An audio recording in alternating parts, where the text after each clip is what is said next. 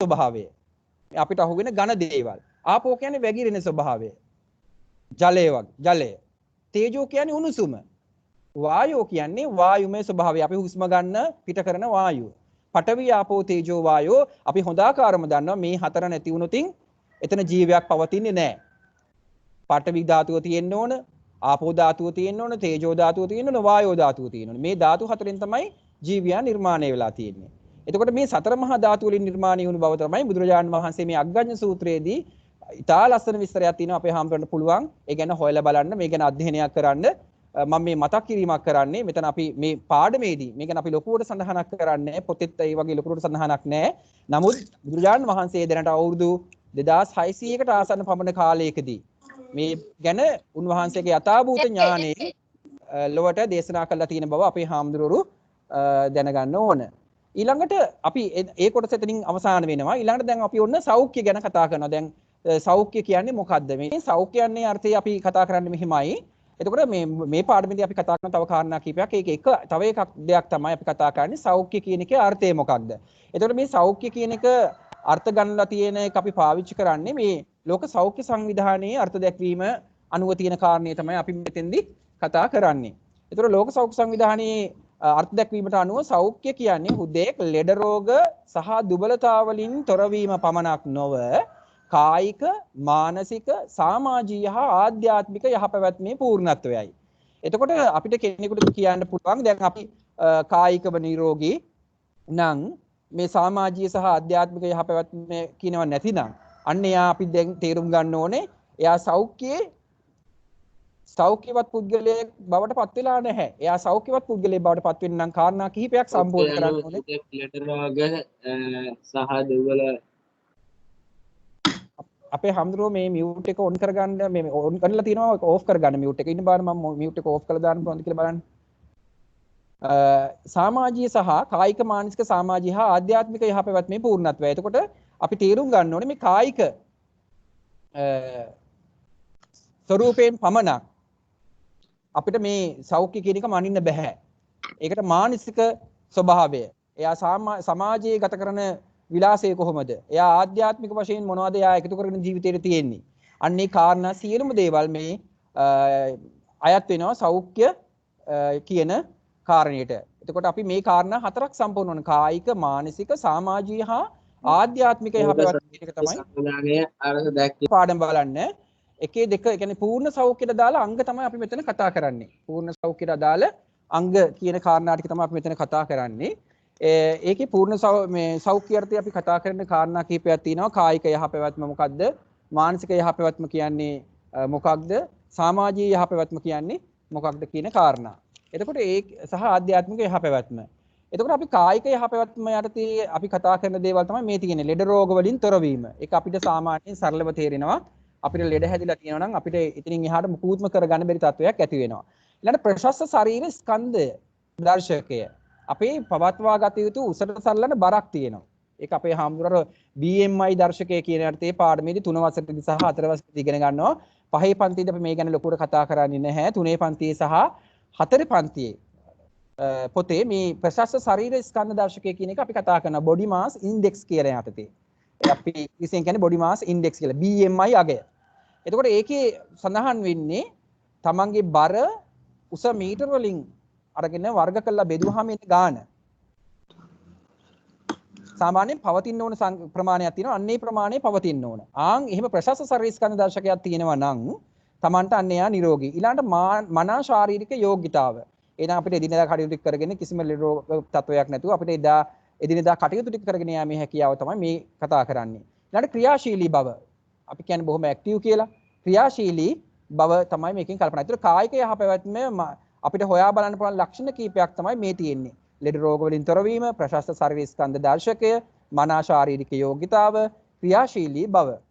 ඊළඟට මානසික යහපැවැත්ම යටතේ විනයගරුක බව, ප්‍රබෝධයෙන් සිටීම. මේවා සාමාන්‍යයෙන් තේරෙනවා විනය කියන එක අපේ හඳුරන්නට. ප්‍රබෝධයෙන් සිටීම, නිවැරදි තීරණ ගැනීම. යම් කිසි ගැටලුවක් ඇති වුනහම අපි කරන්න ඕන දේ හරියට තීරණය කළා අපිට ගන්න පුළුවන් මොකද්ද අපි කළ යුත්තේ කියන්නේ. අපිට වැරදි තීරණ ගත්තොත් අපේ ජීවිතේ හොඟක් දේවල් කරගන්න බැරි වෙනවා. ඒ හින්දා අපි නිවැරදි තීරණ ගැනීම කළ යුතු වෙනවා. මානසික යහපැවැත්මක් තිබුණොත් විතරයි අපිට නිවැරදි තීරණයක් ගන්න පුළුවන් වෙන්නේ.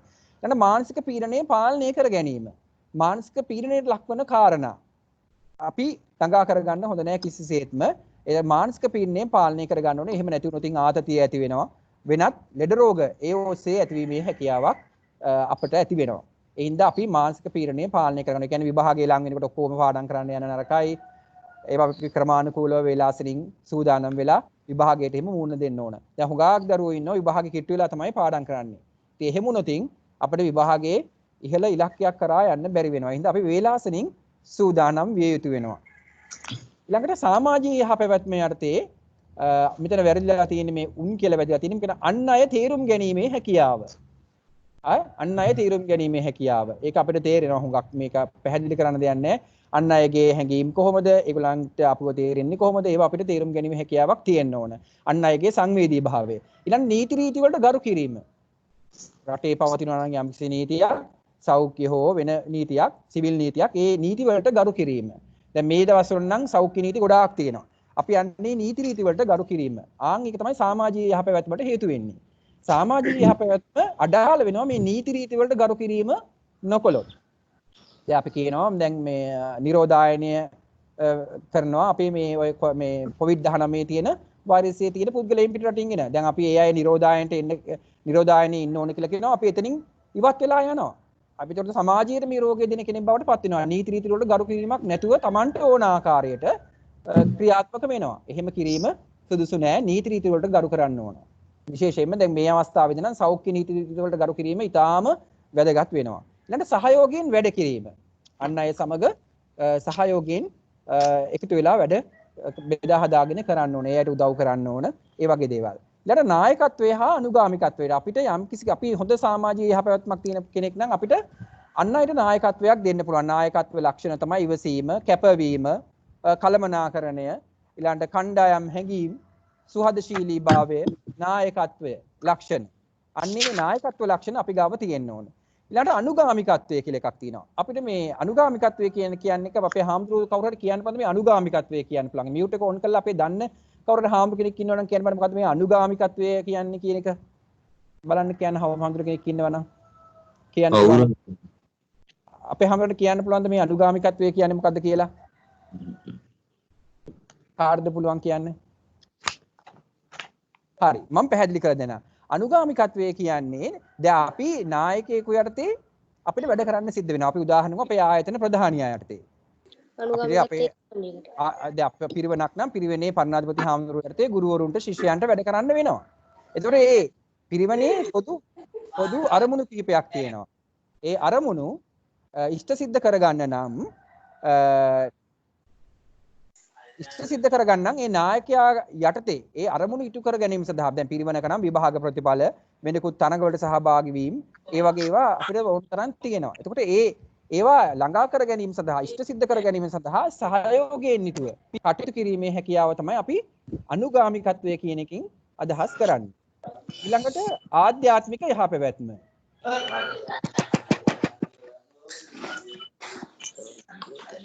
ආධ්‍යාත්මික යහපැවැත්ම කියන්නේ හොඳ නරක වෙන් කර හඳුනා ගැනීමේ හැකියාව, ආගමික කටයුතු වලට ලැබීම, සාර ධර්ම වලට ගරු කිරීම, අන් අයට මෛත්‍රිය දැක්වීම. මෙන්න මේ කාරණා යටතේ තමයි අපි ආධ්‍යාත්මික යහපැවැත්ම යටතේ මේ කාරණා කතා කරන්නේ. කියන්නේ හොඳ නරක වෙන් කර හඳුනා ගැනීමේ හැකියාව.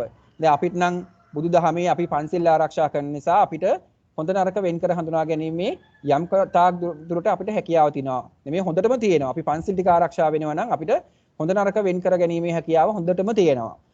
දසසිල් ආරක්ෂා කරනවා නම් ඊට වැඩිය අටසිල් ඒ වගේ දසසිල් වගේ ආරක්ෂා කරනවා නම් මේ ආධ්‍යාත්මික යහපැවැත්ම කියන එක හොඳටම දියුණු වෙනවා. ඊළඟට ආගමික කටයුතු වල ලැබීම. දැන් අපි බෝධි පූජා පැවැත්වීම, පිරිත් පින්කම් ඒවට අපි කැමැත්තෙන් එකතු වෙන්න ඕන. ඒ ආගමික කටයුත්තක් කරනවා නම් සාමූහිකව එකතු වෙලා ඒ වගේ ඒවට අපි කැමැති වෙන්න ඕන. ඊළඟට සාර ධර්ම වලට ගරු කිරීම. දැන් අපේ සාර ධර්ම කියලා අපේ කොටසක් තියෙනවා. ඒවට අපි ගරු කරලා කටයුතු කරන්න ඕන. ඊළඟට අන් අයට මෛත්‍රිය දැක්වීම.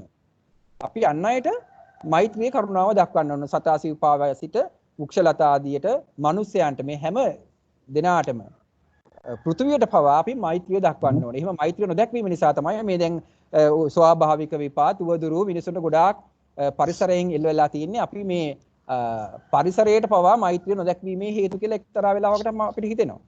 ඒ හින්දා අපි මේ ගහකොළ සතා සිව්පාවා සහ මේ පෘථිවියට මෙහිකතට පවා මෛත්‍රිය දැක්වීම කළ යුතු වෙනවා. ඊට අපි ලෝක සෞඛ්‍ය සංවිධානය ගැන පොඩි අර්ථකථනයක් තියෙනවා. මේක අපි 3 පන්තියේදී තමයි කතා කරන්නේ. 3 ශ්‍රේණියේ පෙළ පොතේ තමයි මේ ගැන තියෙන්නේ. මම අර පුනරීක්ෂණයක් විදිහට මේක සම්පූර්ණ කරන්න ඕනේ. දැන් මේ පාඩමේ තියෙන කරුණු ටික මම ලෝක සෞඛ්‍ය සංවිධානය කියන එක මෙතෙන්ට ගෙනාවා. ඒතකොට එක්සත් ජාතීන්ගේ සංවිධානයේ අපි මේකට United Nation Organization කියනවා. ඒකේ විශේෂ නියෝජනයක් ලෙස ලෝක සෞඛ්‍ය සංවිධානය World Health Organization අපි කෙටි අකුරු තුනකින් හඳුන්වනවා WHO. මේ WHO කියන කැපිටල් අකුරු තුනෙන් හඳුන්වන්නේ World Health Organization කියන කතා කරනවා මේ ඉංග්‍රීසිත් අහනවද මේ සෞඛ්‍යයට නෑ ඉංග්‍රීසි අහන්නේ නමුත් මේවා අහන්නේ මේ ඉංග්‍රීසියෙන් අහන්නේ මේ වචන පෙළ පොතේ පවා තියෙන අපේ හැමෝටම ඉංග්‍රීසියෙන්. දැන් මේවා ඉංග්‍රීසියෙන් ලියන්න අපේ හැමෝටම දැනගන්න ඕනේ නමුත් මේ WHO කියන එකේ ඒ කියන්නේ MCQ වලට ප්‍රශ්නයක් විදිහට අහන්න පුළුවන් මේ සංවිධාන. ඒ කියන්නේ WHO සංවිධානය කියන්නේ ලෝක සෞඛ්‍ය සංවිධානය හඳුන්වන කෙටි නාමය වන්නේ කියලා අහන්න පුළුවන්. එතකොට අපිට WHO දෙන්න පුළුවන්, UNO කියලා දෙන්න පුළුවන්. හරි? ඒ වගේ දෙන්න පුළුවන්. එතකොට ඒක MCQ එකකට තමයි අහන්නේ. මේවා ලියන්න නම් අහන්නේ නමුත් අපි පාඩම කතා කරනකොට දරුවන්ට අපි මේවා කියලා දෙනවා. මේ කියන්නේ මේ කියන කාරණේ නිසා. අපේ හාමුදුරුවෝ මේවා පාඩම් කරගන්න අවශ්‍ය නැහැ. මේ WHO කියන කෙටි අකුරු තුන අත්‍යවශ්‍යයි. අපි දැනන් ඉන්න ඕන විභාගෙදී MCQ එකක ඇහුවොත් එහෙම ලෝක සෞඛ්‍ය සංවිධානය හඳුන්වන කෙටි නාමය කුමක්ද? නැත්නම් වන්නේ කියලා ඇහුවොත් අපිට මේ කැපිටල් අකුරු තුنين කියවෙන මේ අකුරු තුන WHO කියන එක කියන්න පුළුවන් වෙනවා. UNO කියන්නේ මොකද? මේ වගේ සංවිධාන කීපයක් තියෙනවා සෞඛ්‍ය විද්‍යාවේ මතක තබා ගත යුතු. ඒවා ඉදිරි පාඩම් වලදීත් අපේ හැමෝටම හම්බ වෙයි. මේ වචන නම් අපි මතක තියා ගැනීම අත්‍යවශ්‍ය වෙන නැහැ. ඒවා මම මේ දැම්මේ අපේ පෙළ පොතේ මේවා සඳහන් කරලා තියෙන නිසා. මේ ඔක්කොම පෙළ පොතේ තියෙනවා. හොඳයි. 1948 අප්‍රේල් 7 වෙනි දින ස්විට්සර්ලන්තයේ ජිනීවා ආගනුවරදී එහි මූලස්ථානයේ පිහිටලා තමයි මේ ස්ථානය ස්ථාපිත කරේ මේ ජිනීවා ආගනුවරදී. වර්තමානයේදී මේ ප්‍රධානියා ලෙස ටෙන්ඩ්‍රොස් ඇඩ්නෝනොමන් මහතා කටයුතු කරනවා. ඒක අපිට ටීවී එකේ නිතරම ඔබට දකින්න හම්බ වෙනවා. මේ ඉන්නේ ඒ මහතා තමයි මේකේ අධ්‍යක්ෂ ජෙනරාල් වෙලා WHO එකේ නැත්නම් ලෝක සෞඛ්‍ය සංවිධානයේ මේකේ ලාංඡනය. මේ අපේ හැමෝටම ටිකක් දැනන් ඉන්න ඕන. මේවා සාමාන්‍යයෙන් අපේ ඉදිරිදා ටීවී එකේ රූපවාහිනියේ ප්‍රවෘත්ති වලට මේ නිතරම මේ රූපරාම දකිනවා. මේක දකිනවා. නමුත් මේක දැක්කට අපිට මතකයක් තියෙන්නේ නැති වෙන්න පුළුවන් මේ ලෝක සෞඛ්‍ය සංවිධානයේ ලාංඡනය කියලා. මේ ඉන්නේ ඒකේ අධ්‍යක්ෂ ජනරාල්වරයා. ඒකට මේ අධ්‍යක්ෂ ජනරාල්වරයා හා සම්බන්ධ ලෝක සෞඛ්‍ය සංවිධානයෙන් කෙරෙන කාරණා කීපයකුත් තියෙනවා. ඒක ටිකක් අපි දැනන් හිටියර වරදක් නැහැ. එකක් තමයි සෞඛ්‍ය තීරණ. මේ අවස්ථාවේ හිම සෞඛ්‍යයට තීරණාත්මක වන කරුණු සඳහා නායකත්වයේ සැපයීම. මේ සංවිධානයේ එක්තරා කාර්යයක්. ඊළඟට පර්යේෂණ න්‍යාය පත්‍රය. යම් කිසි දේවල් මේ කියන්නේ සොයා බැලීම් වලට පර්යේෂණය කිරීමට ඒ න්‍යාය පත්‍ර සකස් කිරීම සහ ඒවට අවස්ථාව සලසා දීම. ඊළඟට සෞඛ්‍ය ප්‍රවර්ධනය කිරීමේදී සම්මත ප්‍රමිතීන් සැකසීම. මේවා දිනුවට අවශ්‍ය ප්‍රමිතිය මොකක්ද? ඊළඟට තාක්ෂණික සහාය. තාක්ෂණික වශයෙන් රටවල් වලට උදව් කරනවා මේ සංවිධානයෙන්. ඒ කියන්නේ සොයා ගැනීම වලට හෝ ප්‍රතිකාර කිරීම වලට ඒ වගේ. ඊළඟට සෞඛ්‍ය තත්ත්වය අධීක්ෂණය කිරීම. මුළු ලෝකෙම තියෙන රටවල් මේකට හා සම්බන්ධ ඒ රටවල් වල සෞඛ්‍ය තත්ත්වය අධීක්ෂණය කරන. දැන් මේ දවස්වල රූපවාහිනිය නිතරම මේ මහත්මයා මේ අධ්‍යක්ෂ ජනරාල්වරයා කතා කරනවා වහන්සලා දකින්න නැති. මේ ලාංඡනයක් දකින්න නැති. නමුත් අපිට ඒ තරම් ඒක නෙත ගැටෙන්නේ නැති වෙන්නේ නැති. නමුත් මම මේ මතක් කරලා දුන්නේ මේක ඊටාම අපට වැදගත් නිසා. ඊළඟට සෞඛ්‍ය තත්ත්වය අධීක්ෂණය කිරීම කරනවා. ඊළඟට සෞඛ්‍ය ප්‍රවණතා තක්සේරු කිරීම. මේක කොච්චර දැන් මේ අපි කියමු COVID-19 නම් රට තුල පැතිරලා තියෙන එක රටවල් වල පැතිරලා තියෙන්නේ කොහොමද? ඒවා ගැන අධ්‍යයනය කරනවා. ඒගොල්ලන් ගැන අනාවැකි පළ කරනවා. ඒ වගේ දේවල් මෙම සංවිධානයෙන් වෙනවා. කවුද සද්ද කරන්න එපා. ඊළඟට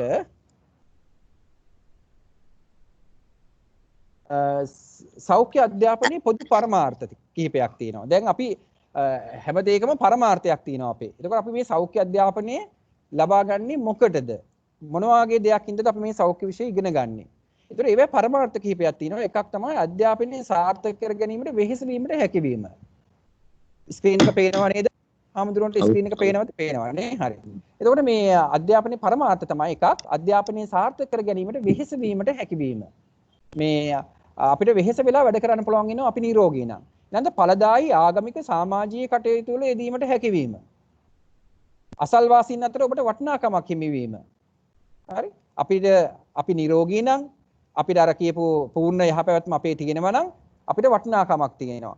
ඊළඟ සතුටින් හා සැහැල්ලුවෙන් ජීවත් වීමට හැකියවීම. සතුටෙන් සැහැල්ලුවෙන් ඉන්න පුළුවන්. දැන් අපිට හුඟාක්ම ලෙඩ වුණොත් නම් සතුට සහ සැහැල්ලුව කියන එක අපිට ගොඩක් අඩු වෙනවා. මොකද අපි රෝගී වෙලා නිසා. මොකද අපි වෛද්‍ය ප්‍රතිකාර බෙහෙත් මගින් තමයි ජීවත් වෙන්නේ. ඉතින් එහෙම නැතුව අපිට සතුටින් ජීවත් වෙන්න සැහැල්ලුවෙන් ජීවත් වීමේ හැකියාව ලැබෙනවා නිරෝගී නම්. ඊළඟ ලෙඩ රෝග වලින් දුක් පීඩා විඳීමට සිදු නොවීම. මේවා ලෙඩ හැදෙන්න ඒවෙන් දුක් පීඩා විඳීමට සිදු නොවීම. මේක ඉගෙන ගත්තට පස්සේ මේ සෞඛ්‍ය විද්‍යාව විෂය ඉගෙන ගත්තට පස්සේ අපි විෂය කාරණා දන්න නිසා අපිට මේ ලෙඩ රෝග හැදෙන කාරණා වලින් වැළකීලා ආරක්ෂා වෙන්න පුළුවන් වෙනවා. ඒ කාරණා තමයි මෙතනින් පැහැදිලි කරන්නේ. ශාරීරික යෝග්‍යතාව යහපත් ලෙස මෙතන ශායන්න වැදලා තියෙන වැරදි ඒක අපි හදන්නම්. ලෙස පවත්වා ගත හැකි වීම. ශාරීරික යෝග්‍යතාවය. ඒ කියන්නේ අපේ උසට සරලන බර ඊළඟට එදිනෙදා කටයුතු කිරීමේ හැකියාව ඒවා පවත්වා ගැනීමට හැකි වෙනවා. විවේකය ඵලදායීව යොදා ගැනීම සාර්ථක පැවිදි ගිහි දිවියක් ගත කළ හැකි වීම. පැවිදි එක්කෙනෙක් සාර්ථක විවේකයේ වුණත් අපිට ඵලදායී විදිහට යොදා ගන්න පුළුවන්. විවේකයේ ඉන්න අවස්ථාවේදී රෝගී වෙලාව ඉන්නවා නම් අපි විවේකයෙන් ඉන්නකොට අපිට විවේක අවස්ථාවකට අපි රෝගී නම් අපිට ඒක ඵලදායී වැඩ කටයුත්තකට යොදා ගන්න බැරි වෙනවා.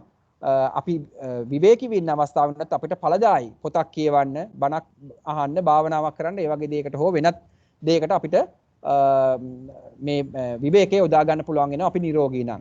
ඒතකොට ගිහි පැවිදි ජීවිතයක් ගත කිරීමට හැකි වෙනවා අපි මේ නිරෝගී වුණොත්.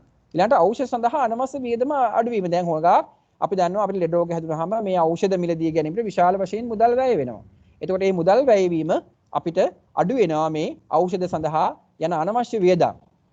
ගොඩාක් ඖෂධ සඳහා වියදම් කරනවා. ඒවා ඉතා මිල අධිකයි. සමහර ඒවා වෙන රෝග කාරක ඇති වෙන්න පුළුවන්. ඒ ඖෂධ ගැනීම නිසා. වෙනත් දේවල් අතුරු ආබාධ ඇති වෙන්න පුළුවන්. ඉතින් ඒ හින්දා ඒතර ඖෂධ සඳහා යන අනවශ්‍ය වියදම අඩු වෙන ඔන්න ඔය කාරණා තමයි එතනදී මම මේ පාඩමේදී එතනදී කතා කරේ. ඊළඟට මේ සෞඛ්‍ය විද්‍යා පාඩමේ පහ ශ්‍රේණිය පන්තියේ තියෙනවා ජීවියෙකු නිර්මාණය වන ආකාරය දැක්වෙන සටහනක්. මේක ඊ සටහන් වලින් තමයි තියෙන්නේ. මම මේ පොඩ්ඩක් අපේ හැමෝටම මේ රූප ටිකක් දාලා පෙන්නුවේ මේක පොඩ්ඩක් විස්තර කරන්න. එතකොට මේ තියෙන්නේ දර්ශීය දැන් අපේ මිනිස්සයා හැදිලා තියෙන මේ සෛලයක්. මේ දර්ශීය සෛලයක හරස් කඩක් තමයි තියෙන්නේ. මේ රූපේ පැහැදිලිව පේනවද දන්නේ අපේ හැමදෙරුවන්ට. මේකේ මේ සෛලයක් කපලා බැලුවාම මේ හරස් කඩක් මේ ත්‍රිමාන රූපයක් තියෙන. ඒකේ න්‍යෂ්ටිය න්‍යෂ්ටි පටලේ මේවා තියෙන නම් කිරීම අපිට අවශ්‍ය වෙන්නේ නැහැ. අපේ හැමෝටම මේකේ කොහොමද කියලා දැනගත්තාම ඇති. මේ තියෙන ඇතුළේ තියෙන කාරණා අපි විද්‍යාවේදී පිරිවෙන අවසාන විභාගයේ විද්‍යාව ඉගෙන ගැනීමේදී මේවා විද්‍යාව කරනවා නම් ඉගෙන ගැනීමට මේ කොටස් නම් කිරීමට දැනගත යුතු වෙනවා. නැතුව සෞඛ්‍ය විද්‍යාවට මේ නම් කිරීම ඒ කිසිම දෙයක් අවශ්‍ය වෙන්නේ නැහැ. මම මේ සෛලය කියන එක මොකක්ද කියන එක අපේ දරුවන්ට හාමුදුරන්ට පෙන්වන්න ඕන හින්දා තමයි මේ හරස් කැපුමක් මම මේ වගේ පෙන්වුවේ. මේකේ තියෙන දේවල්. මේකේ මේ වගේ විශේෂ කොටස් කිහිපයක් තියෙනවා. මේ වගේ න්‍යෂ්ටිය, න්‍යෂ්ටිකාව, න්‍යෂ්ටි පටලය, ප්ලාස්මා පටලය, ඔය ආදී වශයෙන් රයිබෝසෝම, ගොල්ගි සංකීර්ණය, හරි. ඔය වගේ විශේෂ කොටස් තියෙනවා. මේ හැම කොටසකින්ම වෙන විශේෂ කාර්යයක් තියෙනවා සෛලයක. ඒතර ඒ සෛල විශේෂණය වෙලා හැදුනා අපේ දේහයේ දකින්න හම් වෙනවා පටක. අපි ඒවට කියනවා පටක කියලා. සෛල සමූහයක් එකතු වෙලා හැදෙනවා මොනවද? පටක. ඒ පටක කීපයක් තමයි මේ දාලා තියෙන්නේ. මේක ඊළඟ ස්ලයිඩ් එකේදී පැහැදිලිව හම් වෙනවට දකින්න හම් වෙයි ලොකු විස්තරයක් තියෙනවා එතන. ඒතර මේ අපිච්චත පටකේ අපිච්චත පටක කියන්නේ අපේ සම. කංකාල පේශි කියන්නේ අපේ දුඩාස්ති මේ කංකාල පේශි මේ පේශි පද්ධතිය. ඊළඟට සම්බන්ධක පටක මේ ඒ අතර මැදි පිරවුම් සෛල ලෙස ක්‍රියා කරනෙවුවා. ස්නායු පටකය, මොළයේ සුචුම්නාව ආදී ස්ථානවල තියෙන. හෘදය හැදිලා තියෙන හෘද පේශි පටකය. මේ සෛල විශේෂණය වෙලා හැදිලා තියෙන්නේ. ඊළඟට සිනිඳු පේශි පටකය ආදී වශයෙන් මේ ආහාර මාර්ගය ආරෝමයේ හැදිලා තියෙන පටකයට අපි කියනවා සිනිඳු පේශි පටකය කියලා. ඒතර ඒවෙන් තමයි මේ ශරීරයේ නිර්මාණය වෙලා තියෙන්නේ. මේ සෛලෙම තමයි විශේෂණය වෙලා මේවා එක එක ආකාරයට විශේෂණය වෙලා තියෙනවා. මම පස්සේ ඊළඟ ස්ලයිඩ් එකේදී ඒක හැමෝටම විස්තර කරන්නම්. මේ හැදිලා තියෙනවා විශේෂණය වෙලා තියෙනවා ඒ අදාළ කාර්ය කිරීම සඳහා. එතකොට මේකට අපි කියනවා පටක කියලා. ඒ පටක සමූහයක් දැන් මෙතනින් මම මේ අරන් තියෙන්නේ මෙන්න මේ හෘද පේශි පටකයෙන් නිර්මාණය වෙන හෘදයේ පමණයි මේ අරන් තියෙන්නේ. එතකොට මේ හෘද පේශි වලින් එකතු වෙලා හැදලා තියෙන හෘදේ මම පෙන්නලා තියෙන ඔන්න පද්ධතියක් හැදෙනවා. සෛල එකතු වෙලා පටක හැදෙනවා. පටක එකතු වෙලා පද්ධතියක් හැදෙනවා. මේක අපි කියනවා හෘදය කියලා. ඒ පද්ධති එකතු වෙලා හැදෙනව මොනවාද? අවයව. අවයව හැදෙනවා. ඒ අවයවයක් ගත්තාම හෘදේ වස්තුව සහ මේ දමන ශිරා කේශනාලිකා ඔය ඔක්කොම පද්ධතියට අයත් වෙනවා. මේක මාරුලා තියෙන්නේ සමා වෙන්න. මේක අවයව මෙතෙන්ට එන්න ඕනේ පද්ධති මෙතෙන්ට එන්න. පටක සහ අවයව සහ පද්ධති මේක මාරුලා තියෙන්නේ. මේක මේ ස්ලයිඩ් එක හදන්න පොඩි වෙනසක් වෙලා තියෙනවා. මේක මෙතෙන්ට එන්න ඕනේ. මේක මේ පැත්තට යන්න ඕනේ. කියන්නේ පටක එකතු වෙලා හැදෙන්නේ අවයව දරුවෝ, අවයව එකතු වෙලා හැදෙන්නේ පද්ධති. පද්ධති ජීවියා. එහෙමයි එන්න ඕනේ. සමා වෙන්න මම මේ ස්ලයිඩ් එකේදී ඒක මම දැක්කේ නැහැ මගේ අතින් කොහොම හරි මිස්පේස් වෙලා තියෙනවා. මේක අවයව මෙතෙන්ට එන්න ඕන, පද්ධති මෙතෙන්ට යන්න ඕන. ඒ කියන්නේ සෛල එකතු වෙලා පටක හැදෙනවා, පටක එකතු වෙලා අවයව හැදෙනවා, අවයව එකතු වෙලා පද්ධති හැදෙන්නේ. පද්ධති හැදිලා ජීවියා බවට පත් වෙනවා. ඒ පද්ධති සමූහයක් එකතු වීමෙන් මේ වගේ මිනිස්ය ආදී ඕනම ජීවියෙක් නිර්මාණය වෙනවා. ඒ ජීවියෙක් නිර්මාණය වෙන්නේ පද්ධති රාශියක් එකතු වීමෙන්. ඊළඟට ඔන්න අර ඒ ඉස්සලා කතා කරපු කාරණා ටික තව ටිකක් විස්තරාත්මකව මම මෙතන පැහැදිලිව දක්වලා තියෙනවා. ඒ කියන්නේ දර්ශීය සත්ව සෛලයෙන් විශිෂ්ට වූ කාර්යයක් සඳහා සංවිධානය වූ සෛල. දැන් අර මම අර මුලින් කතා කරපු සෛලය එක එක ආකාරයට එක එක පද්ධතිය තුල විශේෂණය වෙලා තියෙනවා. එක එක පද්ධතියට එකම ඔව් සර් මේ ඉංග්‍රීසියෙන් සර් තියෙන්නේ මේවා. ඔව් මම කියලා දෙන්නම්. මෙහෙමයි දරුවෝ. දැන් මේවා මම ඔක්කොම අන්තර්ජාලයෙන් මේ තොරතුරු ගන්නෙ. මේ අන්තර්ජාලයෙන් තොරතුරු ගන්න හින්දා තමයි මේ ඉංග්‍රීසියෙන් මේ වචන තියෙන්නේ. දැන් මේ වචන හාමුදුරුවෝ දැනගත්තයි කියලා කිසිම වරදක් නැහැ.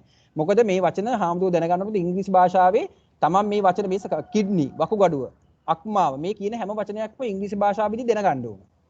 මෙතන එක වචනයක්වත් අපේ හාමුදුරුවෝ ඕනේ නැහැ කියලා නැහැ. මේ හැම වචනයක්ම ඉංග්‍රීසි භාෂාවෙදි අපේ හාමුදුරුවෝ ඉංග්‍රීසි විෂය හදාන්න නිසා මේ හැම වචනයක්ම දැනන් ඉන්න ඕන. නමුත් මෙතන එක කාරණාව ඒක අදාළ වෙන්නේ නැහැ මෙතනට අදාළ වෙන්නේ ඇත්තෙම මේක මම දාන්න ඕනේ සිංහලෙන්. නමුත් මේක මට තොරතුරු හොයා ගැනීමේදී මේක සිංහල විදියට නම් කරපු රූපයක් හොයාගන්න අපහසු වුණා. මම මේක අන්තර්ජාලයෙන් බාගත කරගත්ත නිසා ඉතින් දැනට මෙහෙම කරන්න. මේක අපි තේරුම් ගමු අපි සිංහලෙන්. මම මේ සෛලය සහ මේ සෛලයේ පස්සේ මම කතා කරන්නම්. මෙන්න මෙතන තියෙනවා කිඩ්නි කියලා. කිඩ්නි කියන්නේ වකුගඩුව. මෙතන වකුගඩුව. ඒතර වකුගඩුව හැදිලා තියෙන්නේ මේ වුක්කාණුව කියන මේ සෛල රාශියක් එකතු වෙලා. මේ වුක්කාණු සෛලයක්. මේ වුක්කාණු සෛල විශාල ප්‍රමාණයක් එකතු වෙලා තමයි මේ වකුගඩුව හැදිලා තියෙන්නේ. ඊළඟට මෙතන තියෙනවා අක්මාව. ඒතර අක්මා කණ්ඩිකා සෛලයක් තමයි මේ තියෙන්නේ. අක්මා කණ්ඩිකා සෛල රාශියක් එකතු වෙලා තමයි මේ අක්මාව හැදිලා තියෙන්නේ. ඒ කියන්නේ දැන් සෛල රාශියකින් නිර්මාණය එකතු වෙලා තමයි මේ දැන් සෛල ගොඩාක් එකතු වෙලා මේ අවයව හැදිලා තියෙන්නේ. ඊළඟට මේකේ ඉන්නේ අස්ථි පද්ධතියේ මේ අස්ථියක් තියෙන්නේ. ඒතර අස්ථි සෛල මේ විශේෂණ වෙලා තියෙනවා සන්ධාරණයේ. ඒ කියන්නේ බර උසුලවා ගැනීමට අපේ ශරීරය දරා ගැනීමට පුළුවන් වෙන ආකාරයට ඒ සෛලය තව විශේෂණය වෙලා.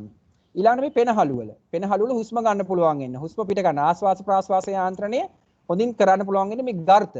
තවදුරටත් විශේෂණය වෙලා හැදිලා තියෙනවා. එතකොට අර එකම සෛලය තමයි මේ එක එක විවිධ අවස්ථාවලදී විශේෂණය වෙලා තියෙන්නේ. ඊළඟට ස්නායු සෛල. ස්නායු සෛලයත් අර දර්ශීය සෛලයෙන්ම විශේෂණය වෙලා හැදිලා තියෙනවා විශේෂ කාර්ය සිදු කිරීමට. ඒ කියන්නේ උත්තේජ ප්‍රතිග්‍රහණය කිරීම සහ ඒවට ප්‍රතිචාර දැක්වීම. ඊළඟට මතක ශක්තිය මොලේ නම් මතක ශක්තිය ගබඩා කර ගැනීමට මේ උපකාරී වෙනවා මේ ස්නායු සෛල. ඊළඟට රුධිර සෛල. මේකේ සෛල වර්ග කිහිපයක් තියෙනවා. මේ රතු රුධිරාණු සෛල, සුදු රුධිරාණු සෛල සහ රුධිර පට්ටිකා. ඒ වගේ සෛල කිහිපයක් මේකේ දක්වලා තියෙනවා. එතකොට මේ රුධිරය කියන එක හැදිලා තියෙන ඒ වගේ සෛල වර්ග කිහිපයක මිශ්‍රණයකින්. සෛල වර්ග කිහිපයක් තියෙනවා. රතු රුධිරාණු සෛල, සුදු රුධිරාණු සෛල, රුධිර පට්ටිකා සෛල සහ ප්ලාස්මා. ඔන්න ඔය ටික එකතු වෙලා තමයි රුධිරය හැදිලා තියෙන්නේ. ඊළඟට මේ හෘදය. හાર્ට් කියන්නේ හෘදයනේ. ඒතර හෘදය හැදිලා තියෙන්නේ මේ හෘද පේශි පටකයෙන්. හෘද පේශි පටකයෙන් තමයි හෘදය හැදිලා තියෙන්නේ. ඊළඟට මේ තියෙන්නේ පේශියක්. මේ පේශි සෛල. ඒකත් විශේෂණ වෙලා තියෙන්නේ මේ බර එහා මෙහා අපිට ගෙනිනකොට සන්ධාරණය කිරීමට. ඊළඟට මේ තියෙන්නේ අග්න්‍යාශය. මේ මෙතනින් දැක්වෙන්නේ මේ අක්මාව මෙතන තියෙන්නේ. ඊට පල්ලෙහෙන් තියෙන්නේ මේ අග්න්‍යාශය. මේ රූප සටහන් නම් අපේ හැමදෙරු සාමාන්‍යයෙන් දල වශයෙන් නම් කරන්න දරන් හිටියාම ඇති. රූප සටහන අපේ ලොකුවට මේ සෞඛ්‍ය විද්‍යාවේදී නම් කරන්න අහන්නේ නැහැ. මෙතෙක් අහලා නැහැ. මොකද නව විෂය නිර්දේශී ඉදිරියේදී අහන්න පුළුවන්. මම කියන්නේ මේවා නම් කරන්න දරන් ඉන්න ඕනේ නැහැ කියන එක. මේවා නම් කරන්න මතක තියාගන්න පුළුවන් නම් හොඳයි. නැත්නම් ගැටලුවක් නැහැ. මේ තියෙන්නේ අක්මාව. ඒ අක්මාවට යටින් මේ තියෙන්නේ අපි මේකට කියනවා මොකක්ද අග්න්‍යාශය. මේකට කියන්නේ අග්න්‍යාශය. එතකොට අග්න්‍යාශයේ තියෙන සෛල විශේෂණය වෙලා තියෙනවා. අග්න්‍යාශයේ තියෙන අපි සෛල වලට කියනවා ලැංගහැන් දීපිකා සෛල කියලා. අග්න්‍යාශයේ තියෙන සෛල වලට අපි කියනවා මොකද්ද? අග්න්‍යාශයේ ලැංගහැන් දීපිකා සෛල කියලා. ඒවා විශේෂණය වෙලා තියෙනවා ඉන්සියුලින් කියන හෝමෝනය නිපදවීමට.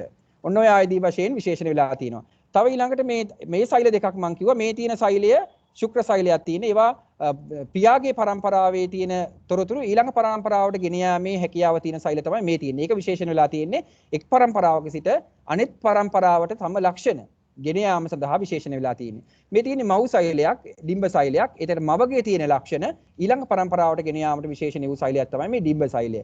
එතකොට මේ දෙකම එකේ දක්වලා තියෙන්නේ ස්ත්‍රී පුරුෂ දෙපක්ෂයක් සිටින නිසා. නැත්තම් ඒක අසම්පූර්ණ වෙනවා.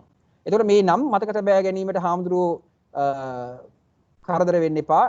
දැනගන්න ඕන කාරණා ටික දැනගත්තාම ප්‍රමාණවත්. මේක මතක තියාගන්න පුළුවන් නම් හොඳයි. මේ වචන බොහෝමයක් ඉංග්‍රීසි භාෂාවේදී අපිට හමු වෙනවා. මිනිස්සුන්ගේ පද්ධති හා ඒවායින් ඉටු වෙන සුවිශේෂී කාර්ය. දැන් අර පද්ධති වලින් ඉටු වෙන කාර්යයක් තියෙනවා. පද්ධති සහ ඒවායින් ඉටු වෙන කාර්ය. මම අර ඉස්සෙල්ලත් කිව්වා. දැන් ඔන්න ආහාර දැන් ඔන්න සෛල එකතු වෙලා පටක හැදෙනවා. පටකය වෙලා අවයව හැදෙනවා. අවයව එකතු වෙලා හැදෙනවා පද්ධති. දැන් මේ පද්ධති කීපයක් තියෙනවා අපි මෙතන කතා කරන. එකක් තමයි ආහාර ජීර්ණ පද්ධතිය. ඒතකොට ඒකෙන් ඉටු වෙන සුවිශේෂී කාර්යයක් තමයි ආහාර ජීර්ණය සහ අවශෝෂණය. දැන් අපි කන කෑම, අපි කන ආහාර ජීර්ණයට ලක් වෙනවා. ලොකු රසායනික ක්‍රියාවලියක් අපේ ශරීර අභ්‍යන්තරයේ මේ ආහාර ජීර්ණ පද්ධතිය තුළ ඉෂ්ට සිද්ධ වෙනවා. ඒ එහෙම සිදු වෙලා තමයි ආහාර ශරීරයට අවශෝෂණය වෙන්නේ. නැත්නම් එකපාරම අපි කාපු ආහාර අවශෝෂණය වෙන්නේ නැහැ. ඒවා ජීර්ණයට ලක් වෙනවා. ජීර්ණයට ලක් වෙලා පෝෂක පදාර්ථ ඒ අවශෝෂණය කළ යුතු දේවල් අවශෝෂණය කරගෙන ඉතුරු කොටස් මල ද්‍රව්‍ය විදිහට පිට කරනවා. ඒක තමයි ආහාර ජීර්ණ පද්ධතියේ ක්‍රියාවලිය. අස්ථි පද්ධතිය සංධාරණය හා චලනය. බර දරා ගැනීමේ හැකියාව සහ අපිට එක තැනකින් ඉඳන් තව තැනකට යාමේ හැකියාව. ඔන්න අස්ථි පද්ධතියේ කාර්ය. පේශි පද්ධතිය චලනය. අපිට අත් එහා මෙහා කරන්න, ඇවිදින්න කරන්න, ඒ ඔක්කොම චලන අපි දක්වන්නේ මේ පේශි පද්ධතිය. රුධිර සංසරණ පද්ධතියෙන් ද්‍රව්‍ය පරිවහණය. අපිට ශරීර පුරා ද්‍රව්‍ය පරිවහණය කරන්න පුළුවන් රුධිර සංසරණ පද්ධතිය නිසා. ඒ කියන්නේ බෙහෙත් ද්‍රව්‍ය, ඖෂධ, විටමින, ಖನಿಜ ලවණ ඔය හැම දෙයක්ම පෝෂක පදාර්ථ එක් ස්ථානයකට තව ස්ථානයකට පරිවහන කිරීමේ පද්ධතියක් විදිහට රුධිර සංසරණ පද්ධතිය හඳුන්වන්න පුළුවන්. බහිශ්‍රාවී පද්ධතිය අපද්‍රව්‍ය බැහැර කිරීම. බහිශ්‍රාවී පද්ධතියෙන් තමයි අපද්‍රව්‍ය බැහැර කිරීම සිද්ධ කෙරෙන්නේ. ඊට ප්‍රජක පද්ධතිය මම අර ඉස්සෙල්ලත් සඳහන් කරා තම වර්ගයා බෝ කිරීම. තම මව් පරම්පරාවේ සහ පිය පරම්පරාවේ තියෙන ලක්ෂණ ඊළඟ පරම්පරාවට ගෙන යාමෙන් තම වර්ගයා බෝ කර ගැනීමට තමයි මේ ප්‍රජනක පද්ධතිය අයත් වෙන්නේ, අවශ්‍ය වෙන්නේ. ශ්වසන පද්ධතිය. ශ්වසන පද්ධතියෙන් කෙරෙන්නේ වායු හුවමාරුව. ඒ කියන්නේ ඔක්සිජන් ආශ්වාසයේදී අපි වාතය ඇතුළු කරගෙන ඔක්සිජන් අපේ ශරීරයට උරාගෙන ප්‍රාශ්වාසයේ විදිහට ඉතුරු වාතය අපි එළියට දානවා. ඒතකොට අපි ශ්වසන පද්ධතියෙන් කෙරෙන්නේ වායු හුවමාරුවක් කියන කාරණේ තමයි මේකේ මේ ශ්වසන පද්ධතියෙන් කෙරෙන්නේ. ස්නායු පද්ධතිය සමායෝජන ක්‍රියාවලිය. අපිට මේ පද්ධතිය ඔක්කොම එකතු වෙලා එකට සාමූහිකව වැඩ කිරීමේ හැකියාවක් තමයි මේ ස්නායු පද්ධතියෙන් කෙරෙන්නේ. ස්නායු පද්ධතියෙන් කියන්නේ සමායෝජන ක්‍රියාවලිය. ඒ කියන්නේ මේ තියෙන පද්ධතිය ඔක්කොම සාමූහිකව ක්‍රියා කිරීමේ හැකියාව තමයි අපි මේ සමායෝජනික විදිහට දක්වලා තියෙන්නේ. ඒකට ඒක ස්නායු පද්ධතිය අවශ්‍ය වෙනවා. ඊළඟ අන්තරාසර්ග පද්ධතිය කියලා එකක් තියෙනවා. මේක අපි ඉදිරි පාඩම් වලදී කතා කරනවා. මේ හැම එකක්ම ආහාර ජීර්ණ පද්ධතිය කතා කරනවා. පේශී පද්ධතිය, රුධිර සංසරණ පද්ධතිය කතා කරනවා. බහිශ්‍රාවී පද්ධතිය, ශ්වසන පද්ධතිය, ස්නායු පද්ධතිය සහ අන්තරාසර්ග පද්ධතිය කියන මේ පද්ධති පිළිබඳ විස්තර අපිට ඉදිරි පාඩම් වලදී අපේ හාමුදුරන්ට හම්බ වෙනවා. ඒකට මේවා ගැන තව ලොකු දැනුමක් අපේ හාමුදුරන්ට දරුවන්ට ලැබෙයි. ඒකට අන්තරාසර්ග පද්ධතියෙන් කෙරෙන්නේ මේ හෝමෝන නිපදවීම. දැන් අපිට අවශ්‍ය වෙනවා එක එක හෝමෝන, වර්ධක හෝමෝනය කියලා තියෙනවා. ඊළඟට ඉන්සියුලින් හෝමෝනය කියලා අපේ හාමුදුරුවෝ දන්නවා හුඟක්. දියවැඩියාවට හේතු වෙන හෝමෝනය අඩුවීම නිසා කියන්නේ රුධිරයේ ගත ග්ලූකෝස් ප්‍රමාණය වැඩි වීම නිසා ඒ පාලනයට අපි කරන ඉන්සියුලින් අපි එන්නත් කරනවා ඒ හෝමෝනය. ඒතකොට ඒ වගේ මේ ඒවා ශ්‍රාවය කරන පද්ධතිය තමයි මේ අන්තරාසර්ග පද්ධතිය. ඒතකොට අන්තරාසර්ග පද්ධතියෙන් තමයි මේ හෝමෝන නිපදවීම සිද්ධ වෙන්නේ. ඊළඟට අපි කතා කරන කාරණේ මේ පාඩමේදී පුද්ගල හා සමාජ නිරෝගීතාවය පවත්වා ගැනීම සඳහා උදව් වන පිළිවෙත්, නිවැරදි ආහාර පුරුදු අනුගමනය කිරීම. ඒතකොට ආහාර ගන්න ඕනේ කොහොමද? පෝෂකදායී සමබර ආහාර වේලක් අනුභව කිරීම. මේක මම ඊළඟට ස්ලයිඩ් එකේදී පැහැදිලි කරලා දෙන්නම් මොකද්ද මේ කියන්නේ කියලා. ඊළඟ පිරිසිදු ජලය දිනකට ලීටර් 1.5ක් පමණ පානය කිරීම. හාමුදුරුවෝ අපේ දරුවෝ වතුර බොනවා හරිම අඩුයි.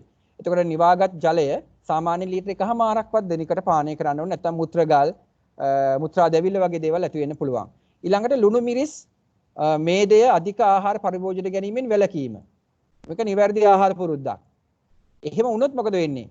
මේ අධික ආහාර ගත්තොත් මොකද වෙන්නේ? දියවැඩියාව, අධිරුධිර පීඩනය හේවත් අධ්‍යාතතිය, පිළිකා, ගැස්ට්‍රයිටිස් වැනි බෝ නොවන රෝග සෑදීමේ හැකියාවක් තියෙනවා. මේවා වැඩිපුර ගත්තාම. ලුණු ගත්තොත් එහෙම අධ්‍යාතතිය, අධිරුධිර පීඩනය. සීනි ගත්තොත් වැඩිපුර දියවැඩියාව. මිරිස් වැඩිපුර කෑවොත් ගැස්ට්‍රයිටිස්. මේදේ ගත්තත් ගැස්ට්‍රයිටිස් තමයි ගොඩක් බලපාන්නේ. ඒතර මේ රෝග වැළකීමට අපි මොකද කරන්න ඕනේ? මේවා අඩු ආහාර, අධික ආහාර ගන්න එකයි සාමාන්‍ය මේවා අඩුවෙන් භාවිතා කරපු ආහාර ගන්නවා නම් වඩා හොඳයි.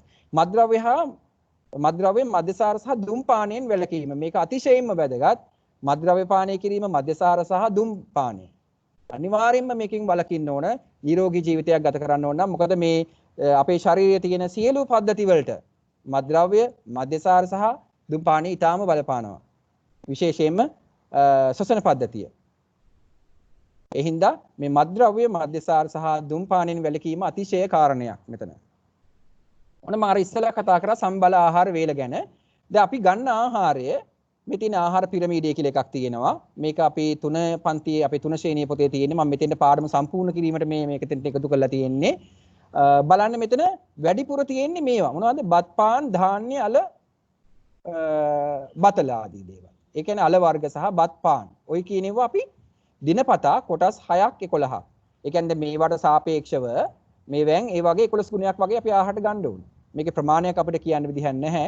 අපි සාමාන්‍යයෙන් බෙදා ගන්නකොට මේවා ටිකක් වැඩිපුර බෙදා ගන්නවා. ඊළඟට ඊට වඩා ටිකක් අඩුවෙන් මොනවද? එළවලු සහ පළතුරු. එළවලු පළතුරුත් තියෙන්න ඕන. එළවලු නම් අපි උයපු ව්‍යංජනයකුත් අමුවෙන් ආහාරට ගන්න පුළුවන් ඒවත් මේවට යොදා ගන්නවා නම් වඩා හොඳයි. පළතුරුත් එහෙමයි. පළතුරු නම් කොහොමද අපි අමුවෙන් ආහාරට ගන්න පුළුවන්. සමහර එළවලු වර්ග අපිට අමුවෙන් ආහාරට ගන්න බෑ. අමුවෙන් ආහාරට ගන්න පුළුවන් ආහාර අර අලුත් විදිහට අලුත්ම නැවුම් ආහාර විදිහට ගන්න එකත් අපේ දිනදා ජීවිතයේදී අපේ සෞඛ්‍ය තත්ත්වය පවත්වාගෙන යාමට කළ යුතු කාරණයක් වෙනවා. ඊළඟට මාළු, බිත්තර, මස් සහ පියලි ආහාර වර්ග. ඒ කියන්නේ ඔය රනිල භෝග සහිත ආහාර ඒ වගේ ඒවා. ධාන්‍ය නෙමෙයි මේ රනිල භෝග. ඒ කියන්නේ බෝංචි, මෑ, දඹල අන්න ඒ වගේ ඒවා. මාළු, බිත්තර, මස් සහ පියලි ආහාර. ඒකෙන් ප්‍රෝටීන් තියෙනවා. ඒතකොට ඒ ආහාරයක් ගන්න ඕනේ. දැන් සමහර අය වෙජිටේරියන් ඉන්නවා ගැටලුවක් නැහැ එහෙමුණයි කියලා අපිට ඒවට ගන්න පුළුවන් තව වෙන ආහාර වර්ග තියෙනවා. හතු එහෙම ඔය මේ වෙජිටේරියන් ඒ කියන්නේ අපි කියන්නේ මොනවද සම්පූර්ණම මේ මස් මාළු නොකන අයට පාවිච්චි කරන්න පුළුවන් හොඳ ප්‍රෝටීන් සහිත ආහාරයක් තමයි මෂ්රූම් නැත්නම් හතු කියන එක.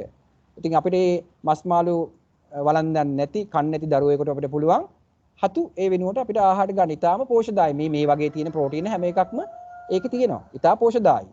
ඊළඟ කිරි සහ කිරි නිෂ්පාදනය. ඇහෙන්නේ නැද්ද? ටිකක් වෙලා ගියාම හරියයි අපේ හැමෝටම මම කියනවා මම හිතන්නේ හැමෝටම සිග්නල් මොන හරි මදින් හින්දා වෙන්නේ නැති මම හිතන්නේ ඇහෙන්නේ නැත්තේ. දැන් ඇහෙනවනේ. හරි. ඊළඟ කිරි සහ හරි. කිරි සහ කිරි නිෂ්පාදන. මේ දැන් අපි දන්නවා කිරි මී කිරි ඊළඟට තව කිරි නිෂ්පාදන. ඒවා අපිට ආහාරට ගන්න පුළුවන්. ඊළඟ තෙල් සීනි ඉතා අඩුවෙන් ගන්න ඕනේ. මේ තමයි අඩුවෙන්ම ගන්න. මේ තියෙන්නේ වැඩියෙන් ගත යුතු දේවල්. දැන් අපි හම්බෙන්න තේරෙනවා අපි අඩුවෙන් ගන්න ඕනේ ඒවා මෙන්න මෙතන තියෙන්නේ. වැඩියෙන් ගත යුතු ආහාර මෙතන තියෙන්නේ. ඒතර මේක තමයි වැඩිපුර ගත යුතු. ඊට අඩුවෙන් මේක ගත යුතුයි. ඊටත් අඩුවෙන් මේක, ඊටත් අඩුවෙන් මේක අඩුවෙන්ම ගන්න ඕනේ තෙල් සීනි සහිත ආහාර. එතකොට මේක අපි මේක වැඩිපුර ගන්නවා නම් මේ තෙල් සහිත ආහාර වැඩිපුර අපි අර ගන්නවා නම් ඔන්න අපි ලෙඩ වෙනවා. ඒ කියන්නේ මේ පිරමිඩේ අනිත් පැත්ත හැරෙවුවා වෙනවා. එහෙම හොඳ නැහැ. අපි වැඩිපුර ගන්න ඕනේ මොනවද? මේ බත් ධාන්‍ය, අල වර්ග, බතල ඒ වගේ ආහාර තමයි අපි පිෂ්ඨය ලබා ගැනීම සඳහා වැඩිපුර ගන්න ඕනේ. මේක ඊටාම වැදගත් කාරණයක්. දැන් මේක ආහාර පිඟානේ බෙදලා තියෙන විදිහ මේ බලන්න. දැන් පිඟානට බෙදුවොත් එහෙම මේ වැඩි ප්‍රමාණයක් මේ වගේ විශාල ප්‍රමාණයක් මේක කියලා දාලා තියෙන්නේ. විශාල ප්‍රමාණයක් බෙදලා තියෙන්නේ මොනවද? මේ බත් පාන් ධාන්‍ය අල. අන්න ඒවා තමයි අපි වැඩිපුර බෙදා ගන්න ඕනේ. පාන් වලට වැඩිය හොඳයි. ඉතින් ධාන්‍ය අල වර්ග සහ බත් ගන්න පුළුවන් නම් පාන් කියන්නේ පිෂ්ඨය නිසා ගැටලුවක් නැහැ. පාන් ගත්තත් මං කිව්වා තව ගන්න පුළුවන් දේවල් තියෙන නිසා. ඒ කියන්නේ අපිට පුළුවන් ඉන්දියාප වුණත් පිටි වලින් හදන්න නැතුව හාල් පිටි වලින් හදපුවා ගන්න. ඒකයි මම එහෙම කිව්වේ. පාන් පිටි වලට වඩා අපි අර හාල් පිටි වලින් හදපු නිෂ්පාදන ගන්න පුළුවන් නම් වඩා හොඳයි. බතුත් මේ කාබෝහයිඩ්‍රේට් ලැබෙනවා. ඒතකොට මේ වැඩි ප්‍රමාණයක් මේ පිළිලා තියෙන්නේ ඒවෙන්. ඊළඟ දෙක කියන්නේ මෙන්න මෙතන මේ කොටස් දෙන්න මේ 2 සහ 3. ඒතකොට මෙතන තියෙන්නේ එළවලු පළතුරු මේ 2 3 විදිහට මෙතන දක්වලා තියෙන දේ තමයි මේ පිඟානේ බෙදලා තියෙන ප්‍රමාණය. ඊළඟට 4 විදිහට ප්‍රෝටීන සහිත ආහාර මේ වගේ ප්‍රමාණයක් බෙදා ගන්න ඕනේ. ඊළඟට කිරි, ඊළඟට තෙල්. මෙන්න මේ අඩුවෙන්ම තියෙන තෙල් වර්ග. තෙල් සීනි තා අඩුවෙන් ගන්න ඕන. මෙතන තව විස්තරයකුත් තියෙනවා මේ දාලා මේ පෝෂණ අමාත්‍යාංශයෙන් සෞඛ්‍ය අමාත්‍යාංශයෙන් නිර්දේශිත ආහාර පිඟානක් තමයි මේ දාලා තියෙන්නේ. එතකොට මේ ආකාරයට තමයි අපි ආහාර ගත යුතු වන්නේ. එතකොට පුද්ගල හා සමාජ නිරෝගී පවත්වාවේ පවත්වා ගැනීම උදව් වන පිළිවෙත්.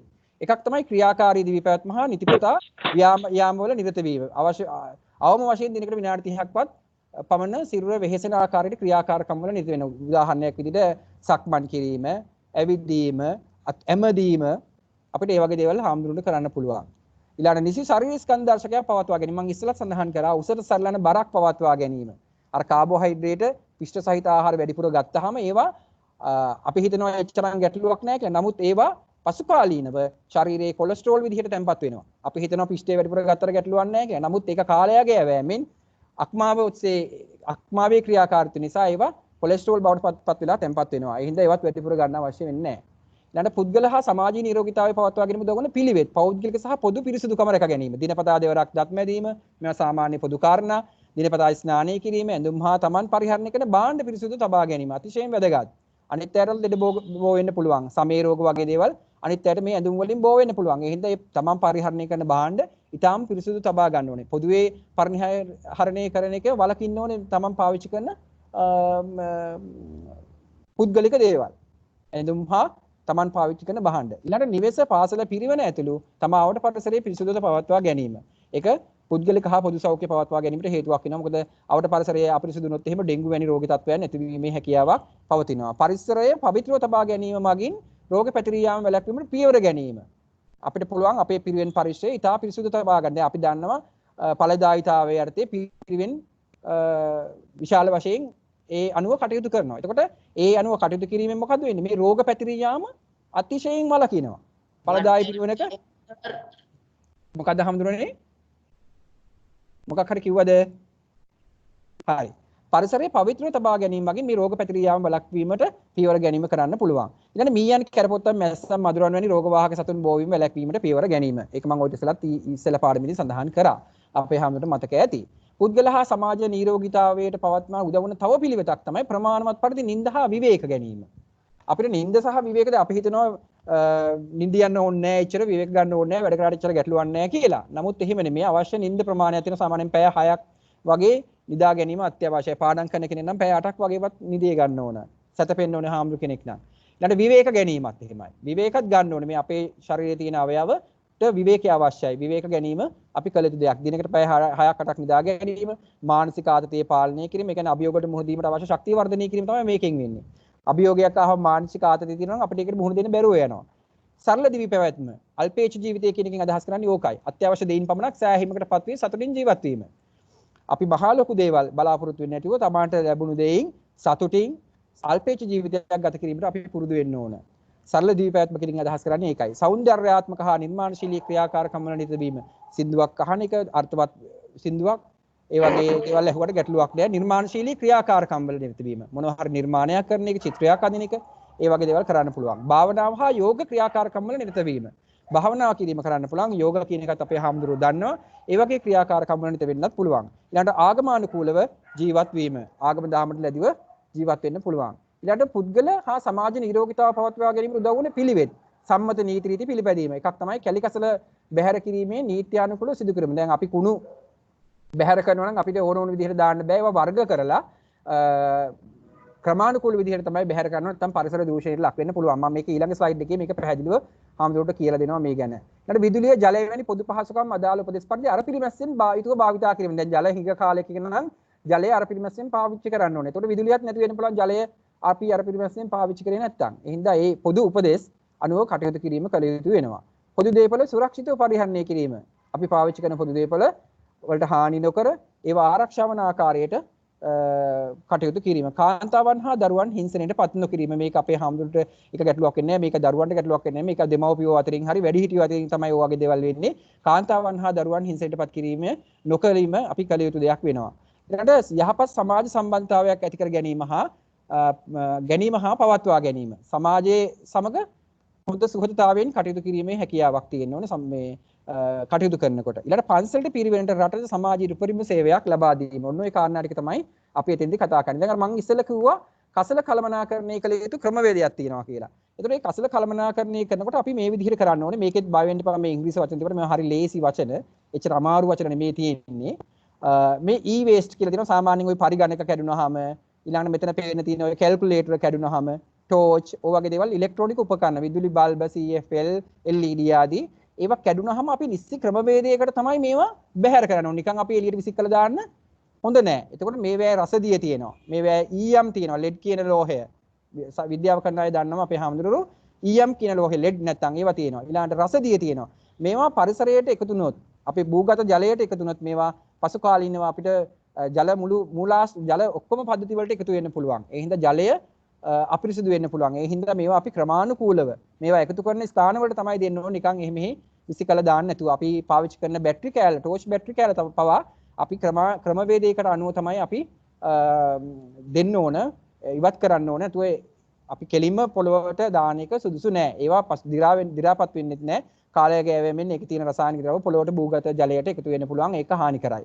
ඊළඟට ප්ලාස්ටික්. මේ ප්ලාස්ටික් වර්ගත් ප්‍රතිචක්‍රීකරණය කරන්න පුළුවන්. ප්‍රතිචක්‍රීකරණය කරනවා කියන්නේ අහක දාන දෙයකින් තව දෙයක් ආයේ නැවත හදන්න පුළුවන්. එහෙම කරන්න පුළුවන් තත්ත්ව මේ ප්ලාස්ටික් වල තියෙනවා. මම ඒක ඊළඟ ස්ලයිඩ් එකේදී හම්බුන්න පෙන්නන්නම්. එතකොට මේ ප්‍රතිචක්‍රීකරන්න පුළුවන් ප්ලාස්ටික් ඒවා ප්‍රතිචක්‍රීකරණයට මේවා මුදල් උපයෝගී ක්‍රමයක් විදිහට පාවිච්චි කරන්න පුළුවන්. ඒ වගේ එකක් තමයි මෙතන මේ තියෙන්නේ. මේ ප්ලාස්ටික් වර්ග කළා මේවෙන් නැවත ආයි මේ බෝතල් ප්ලාස්ටික් උපකරණ හදන්න පුළුවන් මේවෙන්. ඊළඟට මෙටල් ලෝහ ද්‍රව්‍ය. ලෝහ ද්‍රව්‍යත් මේවා මේ ලෝහ විදිහට වෙනම ලෝහ වර්ග ටික දැන් තඹ ඊට වටිනා ලෝහයක්. ඒ වගේ යකඩ ඒවා අපිට මුදල් කරගන්න පුළුවන්. මේවා දීලා සාමාන්‍යයෙන් අපේ නම් දැන් එදිනදා ගමේ නම් අපි දන්නවා මේ බෝතල් පත්‍ර එකතු කරන අය මේවා අරන් යනවා. එතකොට මේවා කෙලින්ම අපි එළියට දාන්නේ මේවට මුදල් අපිට හම්බ වෙනවා. ඒ වගේ දෙයක් කරන්න පුළුවන්. ග්ලාසුත් එහෙමයි. ග්ලාස් කියන්නේ වීදුරු වලින් සෑදුණු දේවල්. ඒවත් මේ වගේ ක්‍රමානුකූලව අපිට දෙන්න පුළුවන්. ඒවා එකතු කරන ආයතන තියෙනවා. ඒවට දෙන්න පුළුවන්. කඩදාසිත් එහෙමයි. අපිට එකතු කළා විකුණන්න පුළුවන්. ඒ වගේ දෙයක් කරන්න පුළුවන්. නිකන් විසික් කරන්න නරකයි. විසික් කරනවා කියන්නේ අමතර ගස් කපන්න වෙනවා මේ පත්‍ර නිෂ්පාදනය කිරීම සඳහා. මේ කොළ නිෂ්පාදනය කිරීම සඳහා. ගස් වල තියෙන පත්‍ර තමයි මේවට ගොඩක් ගන්නෙ. එතන ඕගනික් දේවල් කියන්නේ. ඕගනික් දේවල් කියන්නේ දි รา යන දේවල් අපේ එදිනෙදා ගෙදරදී එකතු වෙන අපද්‍රව්‍ය ඒවා වෙනම එකතු කරන්න පුළුවන්. මේ එකයි මේ දාලා තියෙන්නේ මේ 6කට. මේ 6 අනුව තමයි අපි කසල කලබනාකරණය කරගත යුතු වන්නේ. ඊළඟට මේ ප්ලාස්ටික් මේ සාමාන්‍යයෙන් මේ ප්‍රතිචක්‍රීකරණය කරන ඒවම තමයි මේ දාලා තියෙන්නේ. මේ ප්‍රතිචක්‍රී මේ කියන එක එකවරක් ප්‍රතිචක්‍රීකරණය කියන්නේ එක බෝතලයක් මේ බෝතලේ අඩියේ පැත්ත බැලුවහම මේකේ ගහලා තියෙනවා 1 කියලා. ඒ අඩිය බැලුවහම මේ 1 කියලා ගහලා තියෙන්නේ මේ බෝතලෙන් නැවත වරක් තව බෝතලයක් හැදුව හැකි කියන එක. ඊළඟට තමහර බෝතල වල 2 ගහලා ඇති. බලන්න මේකත් ගහලා ඇති. HDP කියලාත් ගහලා ඇති. ඒකේ 2 සඳහන් කරලා තියෙනවා නම් මේ ඒ තියෙන ප්ලාස්ටික් ද්‍රව්‍යෙන් නැවත දෙපාරක් ඒ නිෂ්පාදනය කරන්න පුළුවන්. කෑලි කපලා මේවා නැවත උණු කරලා ඒ තාක්ෂණික ක්‍රමවේද තියෙනවා ඒවා භාවිතා කරලා නැවත හදන්න පුළුවන්. මේ 3 කියන එකෙත් එහෙමයි, 4 කියන එකෙත් එහෙමයි, 5 කියන එකෙත් එහෙමයි. මේවා නැවත පස් වතාවක් පාවිච්චි ගන්න පුළුවන්. ඉතින් ඒ හින්දා අපි මේවා නිකන් එහෙම දාන්න නරකයි. මේවා එකතු කරලා මේවා මුදල් කරගැනීමේ ක්‍රමවේදයක් තියෙනවා. ඉතින් ඒ හින්දා මේවා අපි එකතු කරන මධ්‍යස්ථාන වලට දීලා පරිසර දූෂණය අවමන ආකාරයට අපිට සහයෝගයක් ලබා දෙන්න පුළුවන්. මේවා එහෙම විසික් කරන්නේ නැතුව. මේ හැම එකෙකම මේ අංකයක් තියෙනවා. අංකයක් නැතිව බෑ. අංකයක් තියෙනවා. ඒ තියෙන වාර ගන්න ප්‍රතිචක්‍රීකරණය කළා නැවත පුන භාවිතයට ගන්න පුළුවන්. ඊළඟට මේ සමහර ඒවා දාලා තිනවා මේ පරිසර හිතකාමී බව පෙන්වන ලාංඡන. දැන් සමහර නිෂ්පාදන වල මෙන්න මේ ලාංඡන තියෙනවා. මේ වගේ එකෝ ෆ්‍රෙන්ඩ්ලි කියන්නේ පරිසර හිතකාමී. ඒ කියන්නේ ඒ ඇසුරුම හෝ ඒ ද්‍රව්‍ය පරිසරයට හානියක් කරන්නේ නැහැ කියන එක. මේ වගේ ලාංඡන පෙන්ලා තියෙනවා සමහර නිෂ්පාදන වල. ඒකට ඒවා අපිට ගත්තට පරිසරයට කිසිම හානියක් වෙන්නේ නැහැ මේ ලාංඡන තියෙනවා නම්. මේත් එහෙමයි. මේ තියෙන්නේත් ඔය පරිසර හිතකාමී ලාංඡනයක්. මේවා සාමාන්‍යයෙන් ඔය ශීතකරණ වල වගේ තමයි මේවා ගහලා තියෙන්නේ. ඔය ශීතකරණ වායුව ඉස්සෙල්නම් අපි පාවිච්චි කරේ CFC කියන එක විද්‍යාව කරපු අපේ හාමුදුරුවෝ දන්නවා. ක්ලෝරෝ ෆ්ලෝරෝ කාබන් කියන එක ඕසෝන් වියන කියන එක සිදුරු කිරීමට හේතු වෙනවා. ඒ හින්දා දැන් මොකද කරලා තින්නේ? ඒවා නිෂ්පාදනයේදී ඒකේ තියෙන ශීතකාරක වායුව වෙනස් කළා හානි නොවන වායුවක්. මේ වගේ හානි නොවන මේකේ R මේ 134 තියෙනවා 100 කියලා තියෙනවා 600 කියලා තියෙනවා. ඒ වගේ වායු වර්ග යොදාගෙන මේ නිෂ්පාදනය කරලා තියෙනවා. ඒවා පරිසරයට හානි වෙන්නේ නැහැ. ඒ වායුව වාතයට නිරාවරණය වුණා කියලා කොහෙවත් ගිහිල්ලා ප්‍රතික්‍රියා කළා කිසිම හානියක් ඇති කරන්නේ නැහැ. දැන් අපේ දැන් අනිත් ওই පරණ ශීතකරණ වල දැන් අවුරුදු 10කට අවුරුදු කිහිපයකට පෙර තිබිච්ච දැන් අවුරුදු 5ක් විතර වගේ කියමුකෝ ඒ තිබිච්ච ශීතකරණ වල අර CFC කියන එක තිබුණා. ක්ලෝරෝ ෆ්ලෝරෝ කාබන් කියන එක. ඒතර ඒ ක්ලෝරෝ ෆ්ලෝරෝ කාබන් තිබෙනවා පරිසරයට මුදා හැරුණොත් එහෙම ඕසෝන් වියන සිදුරු වෙනවා. ඒතර ආහිතකර හිරු කිරණ පෘථිවියට ළඟා වෙලා අපේ හැමේ පිළිකා හැමේ රෝග ඇතිවීමේට හේතු වෙනවා ඒක. ඒ හින්දා මේ වගේ පරිසර හිතකාමී ලාංඡන සහිත දේවල් ගැනීමෙන් අපිට කිසිම බයක් වෙන්න දෙයක් නැහැ. ඒ කියන්නේ මේක අනිවාර්යෙන් ඒ ගන්න භාණ්ඩේ ඇසුරුම එක්ක දිරනවා හානියක් වෙන්නේ නැති බව තමයි එකෙන් සඳහන් කරලා තියෙන්නේ. ඔන්න දැන් අපි පාඩම මෙතනින් ඉවරයි. එතකොට මේ පාඩම කිරීමෙන් බලාපොරොත්තු වෙන්නේ අපේ හාමුදුරුවන්ට මේ දේවල් මේ ඉගෙන ගන්න දේවල් අපේ ජීවිතයට අපි එකතු කර ගන්න ඕනේ. මෙතන අපි විභාගයේ පිරිවෙන අවසාන විභාගයේ සමත් වීම පමණක් නෙමෙයි මේ අපි සෞඛ්‍ය විද්‍යාව විෂයේ ඉගෙන ගැනීම අපේ ඒකායන පරමාර්ථය වෙන්න ඕනේ. තමන්ගේ ජීවිතයේ මේ අනුව හැඩගස්වා ගැනීම දාර්ක කැලිකසල බැහැර කිරීමේ ක්‍රමවේද අනුගමනය කිරීම, සෞඛ්‍ය ක්‍රමවේද අනුගමනය කිරීම, ඒවා තුලින් සමන්ට තමන්ගේ ජීවිතය සාර්ථක කරගන්න පුළුවන් වෙනවා. ලෙඩ රෝග නැතුව දීර්ඝායුෂ විඳීමේ හැකියාව තමන්ට ලැබෙනවා. එඳා මේකේ මේ පාඩම් වලින් හාමුදුරුවෝ ගන්න ඕන දේ තමයි විභාගයේ සමත් වීම පමණක් නොම තමන්ගේ ජීවන නිපුණතාවක් බවට මේ විෂය පත් කර ගැනීම. මේකෙන් දෙයක් තමන්ට එකතු කර ගැනීම ජීවිතේට. හරි දැන් පාඩම අපි මෙතනින් අවසానයි. දැන් අපි ප්‍රශ්න තියෙන්නේ බලමු. දැන් අපි හාමුදුරුවන්ගෙන් මම අහනවා මේ ප්‍රශ්න වලට මට උත්තර දෙන්න පුළුවන් නම් හොඳයි. අපේ හාමුදුරුවෝ කෙනෙක් මට උත්තර දෙන්න බලන්න බෞද්ධ දර්ශනයට අනුව ශාරීරිය සහ ලෝකීය නිර්මාණය වී ඇත්තේ පඨවි ආපෝ තේජෝ ආයන කොටස් හරි. ඉතා හොඳයි. ඒ උත්තරේ හරියටම හරි.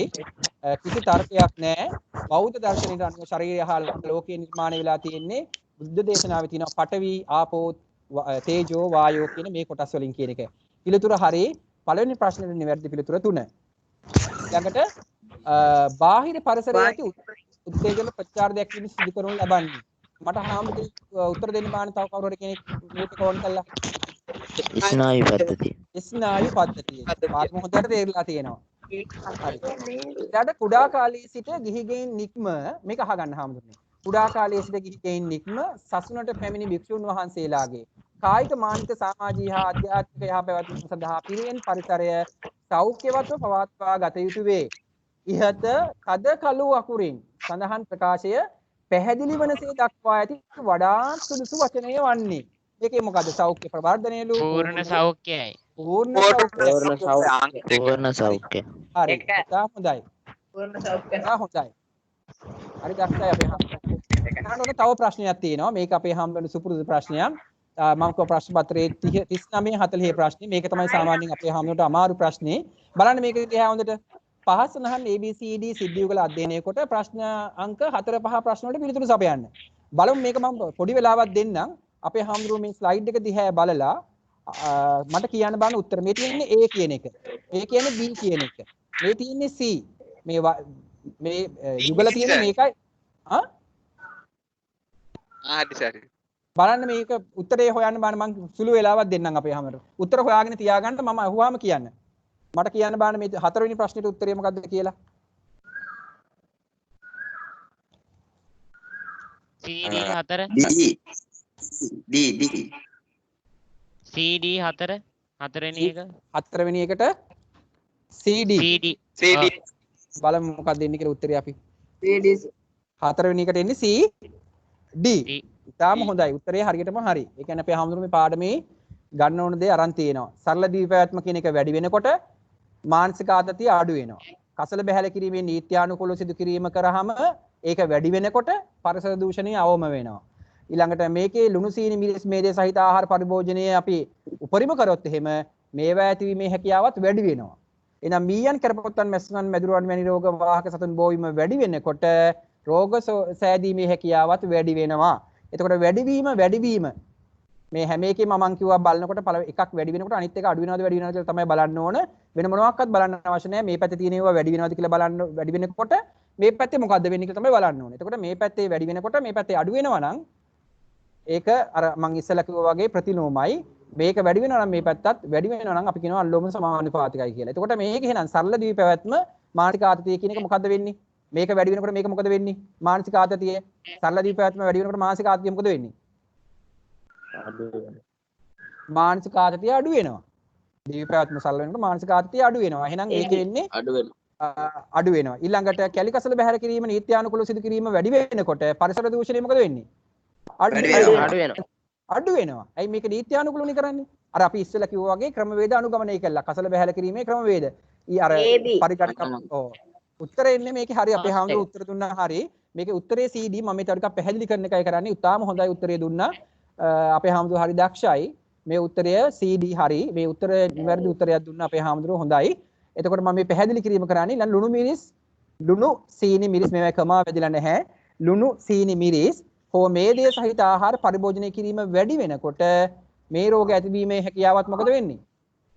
මේ රෝග ඇතිවීමේ හැකියාව මේක වැඩි වෙනවා. මේක වැඩි වෙනවා. පස්වෙනි එකේ උත්තරේ B C නේද සර්? පස්වෙනි එකේ උත්තරය නෑ නේද? අපි තව පොඩ්ඩක් බලමුකෝ. AB. පස්වෙනි එකේ උත්තරේ AB. තාම හොඳයි. ඔව් වැඩිවීම එකක් වැඩි වෙනකොට අඩුවීම පෙන්වන්න කරන්නේ මේ AB කියන එකේ තමයි උත්තරේ තමයි AB තමයි මේකේ උත්තරේ. එතකොට බලන්න මේකේ මේක වැඩි වෙනකොට මේක ඒකත් වැඩි වෙනවා. ඊළඟ මීයන් කරපොත්තන් බෝවීම වැඩි වෙනකොට රෝග බෝ සෑදීම මොකද වෙන්නේ? ඒකත් වැඩි වෙනවා. එතකොට මේකේ වැඩිවීම දක්වන්නේ පිළිතුරවල CD කියන එකෙන් වැඩිවීම සහ අඩුවීම දක්වන්නේ AB කියන එකෙන්. එතකොට අපේ හාමුදුරන්ට හොඳට පාඩම තේරෙන්නේ නැති, තේරුම් ගන්න නැති මොනවා හරි ගැටලු තියෙනවා නම් අපි පස්සේ සාකච්ඡා පාඩම් වලදී අපි ආපහු මේ වගේ සාකච්ඡා කරමු. එතකොට අදට පාඩම මම මෙතනින් අවසන් කරනවා. අපේ හාමුදුරන්ට එතකොට මේ